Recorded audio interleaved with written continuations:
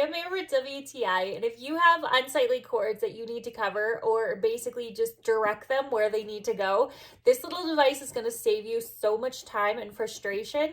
Instead of having to install special clips to hold your cords to the wall to keep them going the way they need to go and keep them nice and neat, you can just install this. These hideaway cord covers make your life so much easier. They're super easy to install. The tape on the back is actually really strong. Once it's on there, it's not coming off. You can actually paint these too to match your wall so that they don't stick out like a sore thumb. So this is really great to use to direct cords like I am doing, or if you have a TV on the wall and you want the cord to be nice and smooth and flush against the wall, this is a really, really great option for that. And these covers can hold a lot of cables, like 7 cables. You can also cut these if you need to have them shorter.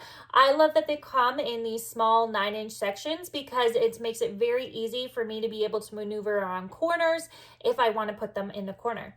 So I'm a really big fan of these TV cord covers, and that is my point of view.